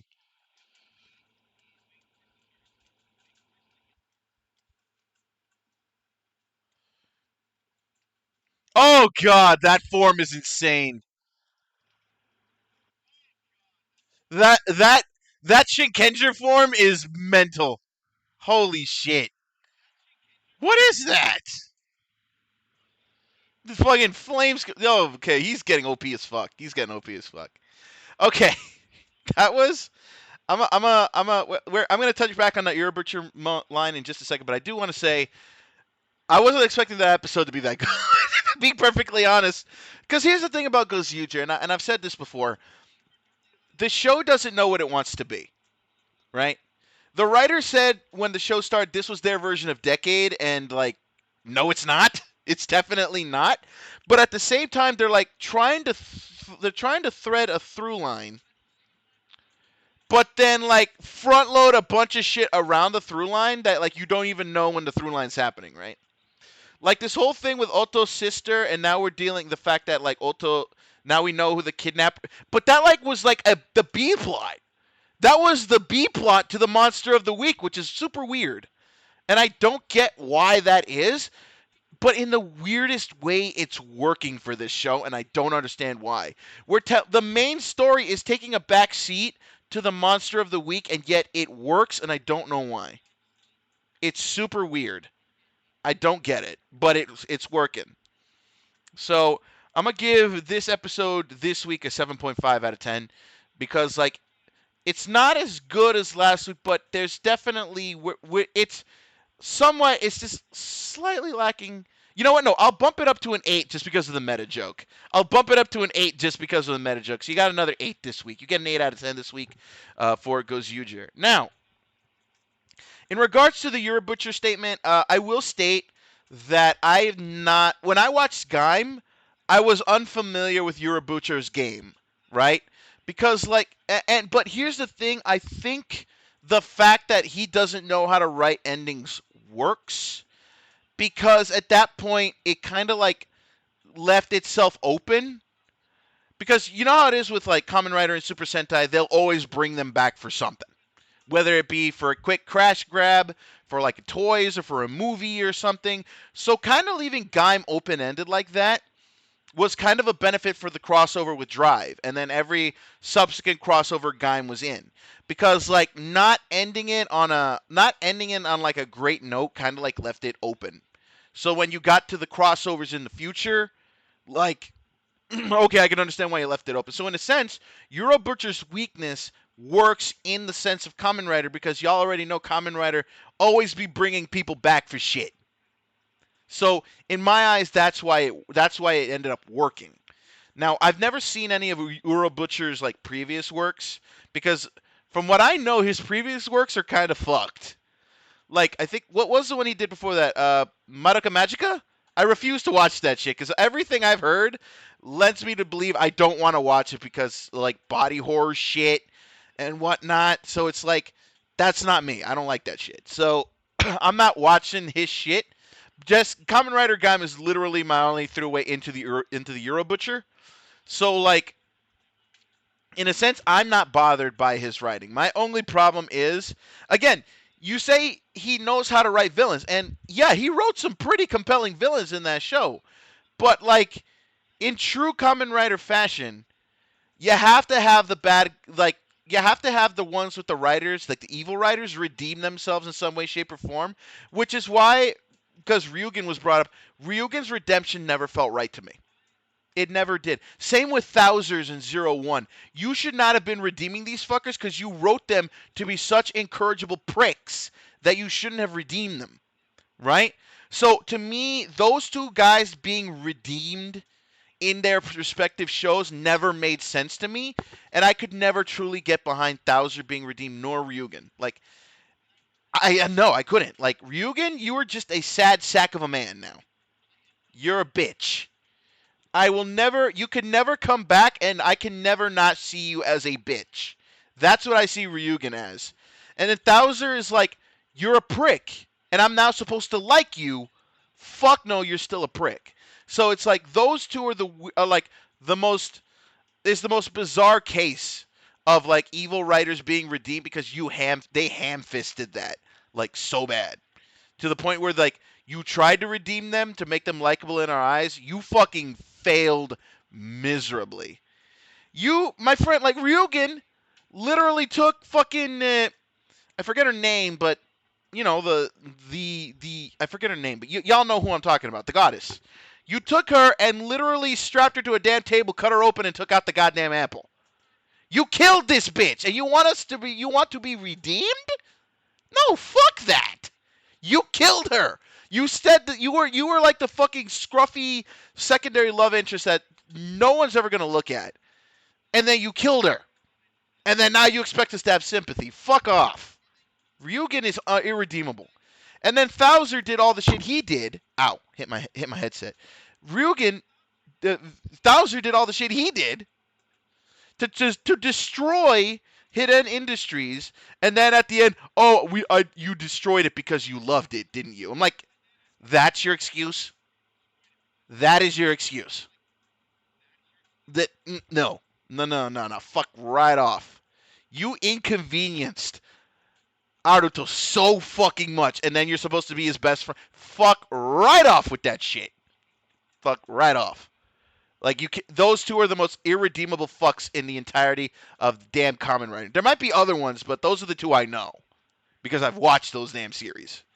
There could be other ones, but as far as I know, I've always seen like evil writers or bad writers be redeemable for other things. And my favorite case is fucking Garen from Blade. Brain is an interesting case, just because he's got like Kuroto Dan and Brain are interesting cases because they're psychotic enough that they're lovable, right? Like they are mental enough to be so lovable. Like, and I don't know how that works, but like they're like so corny with their evil that they become lovable, which is why when they did Kamen Rider Brain, I was a fucking fan because like, no, this guy is like, oh, you're supposed to be a good guy now, but you're doing objectively evil shit. You're still working with poison. Like, yeah, no, you're funny. Like, that is great. No, Build had great redeems. But I think my favorite for like evil writer is Garen. Because Garen was never like a bad guy. He was just kind of like there. And then the fact that he would keep shooting Blade point blank is just, it's just, they made him so likable he's my favorite. Garen is one of my favorite writers. Like non-mainline. Well, when I say non-mainline, I don't mean like he's not part of the no, like he's not the main writer. That's what I mean. My favorite non-main writer is Garen, just because he just has this bad tendency, even though he's a good guy, to shoot every ally he's ever had point blank in the chest. And to me, that's fucking funny.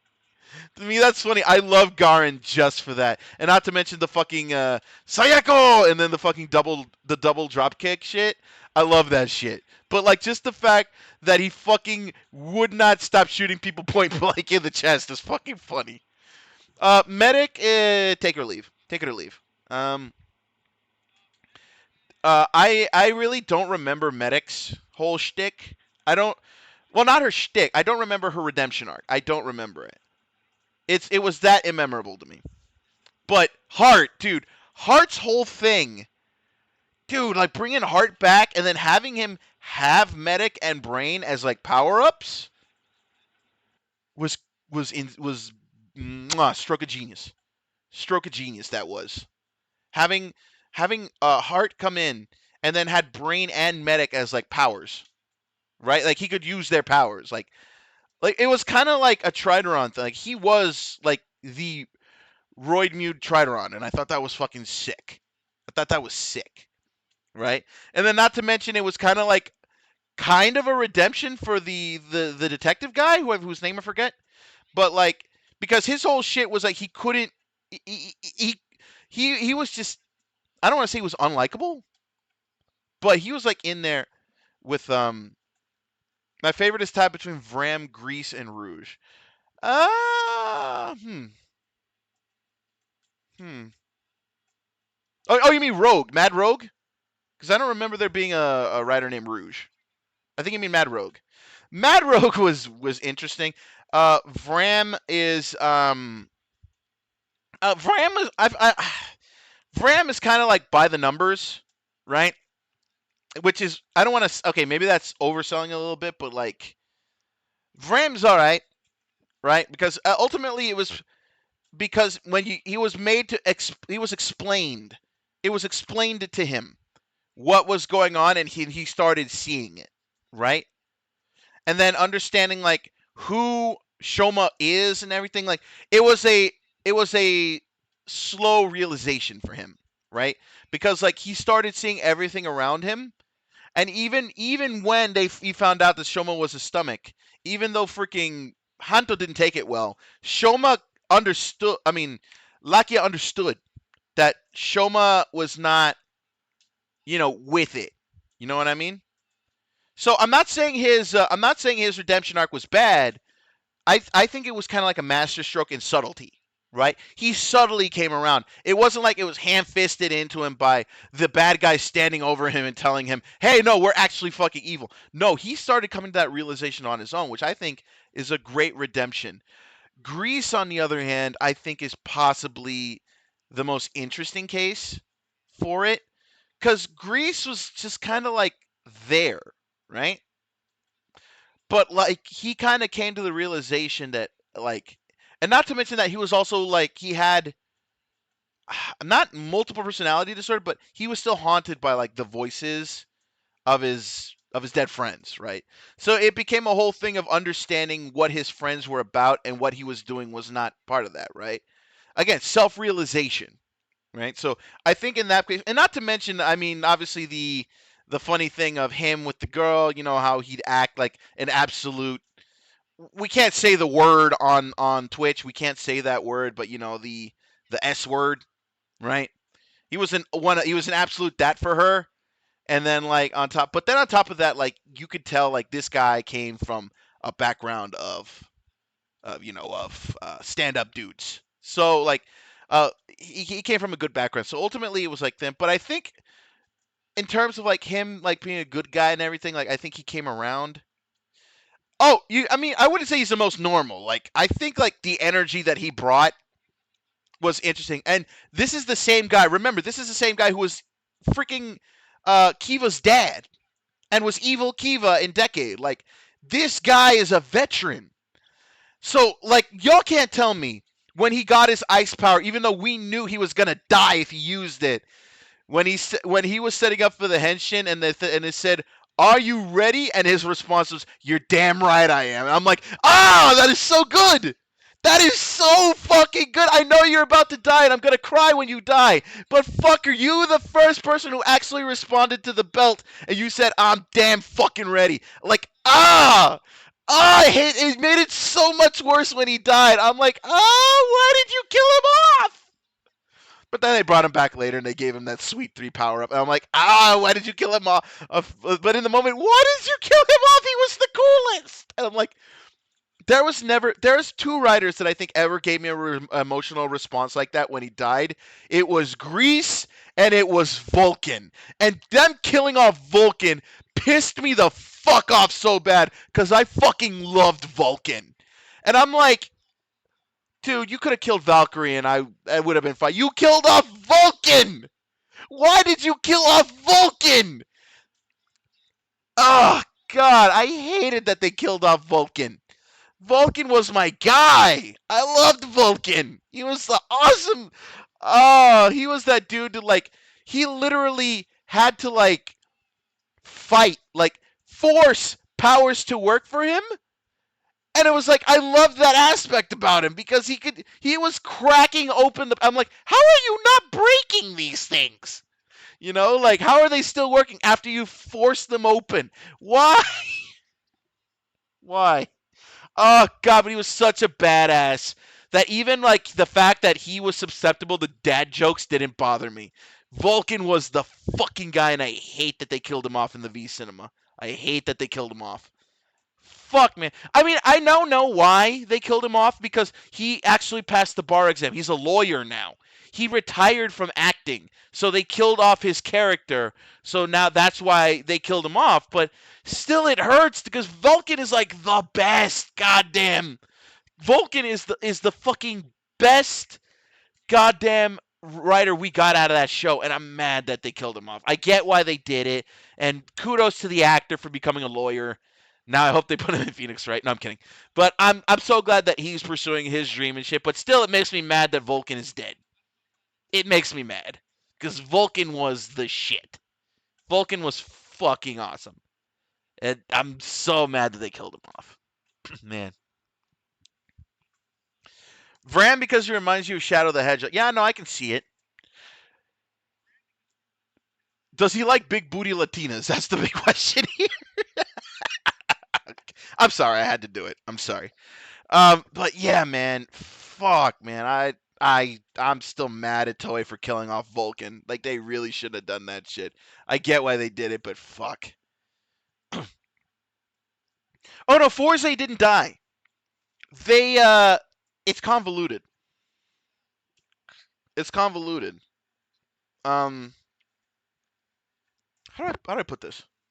Oh no, he died and then he brought him back. Oh no, I remember now. I remember now. I was thinking about the movie when they like he threw his driver into the molten metal and he couldn't become Forza anymore. Remember that? I remember that. Because it was a time skip, but he apparently doesn't have access to that power, but he does, but he doesn't. I don't know, it's weird.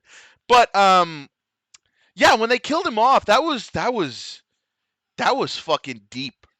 And they brought him back from the dead, though. Like, I think that, again, to your credit, that's the first time they did that. And that was surprisingly dark for this preppy high school show. Like, these are preppy high schoolers. This is for the kids. You killed a man. That's fucking insanity to me. That is fucking insane when you think about it. It's insane. Like, death. And then it just started becoming a thing after that. Like, death started to become more of a prevalent topic because once were able to get away with that, they were able to be like, okay, they know death is a thing, and we don't have to like skirt around it to like fucking not hurt kids' sensibilities, right? Because if you know, in Japan, purple is considered a color of death. There had been no purple writers or Sentai prior to this. And then we get down a few years later, all of a sudden we got Chaser, who is purple in both his evil and his hero forms.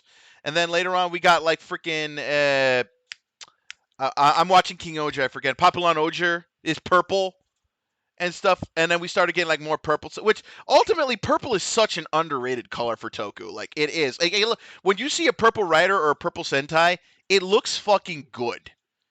But they only shied away from that color because purple is normally synonymous with death in Japan.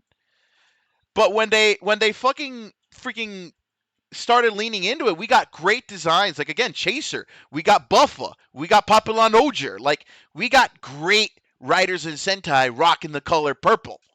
So ultimately, like once they realized they didn't have to shy away from that with kids, they realized they could start using purple and shit, and it looks good. Hell, we're getting a purple form in ZEZTZ with Paradigm. Paradigm, I believe, is the purple form. So we're getting that. Like purple is getting used more. So like it's definitely, it doesn't have to be like, oh, there has to be a theme that would that would, like, for example, when Kiva had purple with Dog Eye Hammer, that was because he's a goth, so it made sense to have it. But no, they realized no, you can have purple in everything, and it'll work, right? So like now they're using more purple in this stuff, and it makes sense, and it's making all the sense in the world. So ultimately, they bring all this stuff in, and it looks great. It looks awesome, right? So I'm glad that they're finally leaning in on that because it's letting it be less traditional, right? And not to mention they kind of realize, oh, now with the U.S. expansion coming, they realize, oh, purple don't mean this to other people, which is why they're like, okay, let's give Zets a purple form, right? So I think like them knowing this, like they're realizing, okay, we can't do the traditional stuff that we were doing with, being traditional to us, because now we're bringing it to the states, and now we're gonna be like bringing out the base Gav is. Hey, thank you. I don't know how I forgot that. Yeah, I think maybe because I kind of like see the gradient, maybe that I forgot, or maybe I'm just looking at his eyes too much, or maybe because we've only seen his super forms. Oh no, wait, no, his super form is purple. Yeah, we're getting so yeah. That is a good point. Thank you for pointing that out, Yusuke. Freaking yeah, Gav is purple. So we're getting all these cool purple forms, So it's really cool. And purple is such an underrated color in like designs like that. So I do like that they're bringing them in more. Though I'll always be a fan of green. Like green is like my favorite color, so I'm a little bit biased there with that. But ultimately, I think purple in terms of like Toku suits just looks really good. It just looks super good. No, Final Gav, it's the same thing. It's the same gradient, just turned up to 10, right? So like you got like he's got the orange form, but if you go down, it starts grading it into purple. And then when you have the master form, that starts purple at the top, and then it gradients to orange at the bottom, right? So it's a gradient, but there's purple in it. There's purple in it. All right. So ultimately, it's that. But like, yeah, man, like purple is no longer an underrated like Toku color. Like more people are using purple now, and it shows because you got so many people rocking that color, and it looks great. So ultimately, it's just kind of like, yeah, they're leaning into it now. But go right now before we wrap up, I did want to touch on that. I'm hoping like because again, I didn't say it earlier when I was doing the I didn't say it earlier when I was doing the Zet stuff, but you did bring up a pretty good point that ultimately the U.S. expansion could be what leads us to get more Kamen Rider games. And I want to believe that is in fact going to be the case because again, if you're going to expand it, then that means you could just make a game in Japan and just have it like have English at the start and then just release it everywhere, right? So if we were to get a Zets game halfway through the Zets run, that is something that we got to throw money at, right? We got to throw money at that so people can understand. Hey, this is how you support the gosh dang a goddamn official release, right? We're supporting the official release, so in order to do that, gotta buy the games, gotta get it, gotta get them in there, gotta get in there. So yeah, ultimately, I very much believe that is very much where we're going with that. So if they do come out with a game, you got to support that shit. Got to support it. Got to support it. All right, guys, it's time for me to get out of here. We've been rolling for a little over. Ads about to kick in, so we're gonna go ahead and raid out. We're gonna go ahead and raid Nasad. Big friend of the channel here, Nasad. So we're gonna go ahead and raid. They're playing Goddess of Virtue Nikkei. So when you get in there, let them know that it's a Henshin raid. Let them know that y'all come on behalf of the. Make a Kamen Rider racing game that's gotcha. I would prefer to keep. Okay, here's the thing. I'm gonna say this. I know Kamen Rider's done gotcha stuff in the past. I would like a game. I would rather have a full console game that didn't have that. Right? I'd like to have a Kamen Rider Switch 2 game that does not have gotcha in it. I don't need to see. Like if I don't need them to push out another mobile game. That's not really.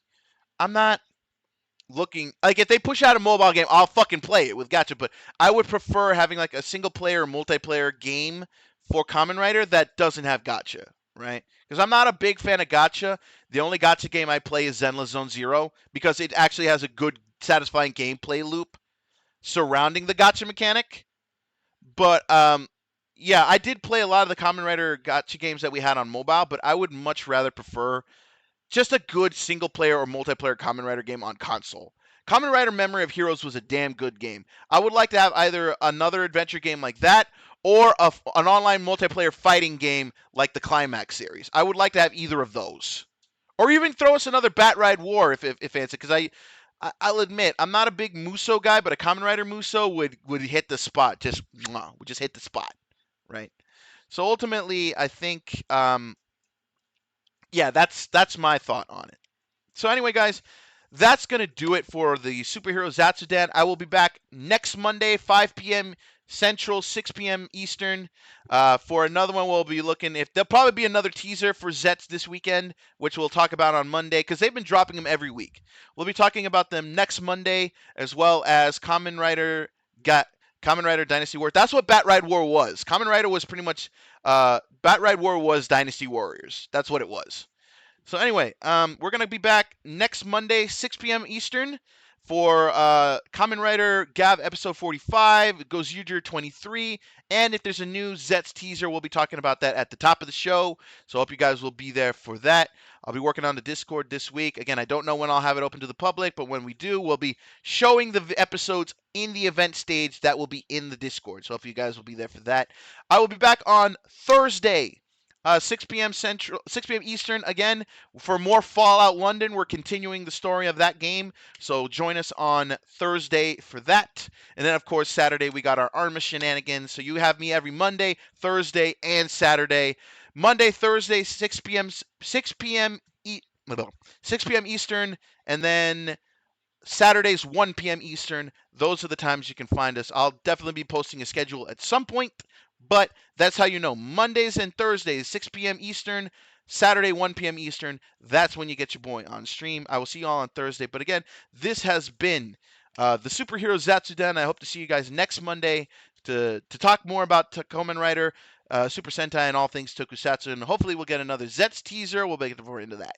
I will see you guys next week. We're gonna raid into Nasad, so I hope you guys, when you get in there, let them know the Henshin Corps is raiding. Just type that in chat. The Henshin Corps Corps, C-O-R-P-S, Henshin Corps raid.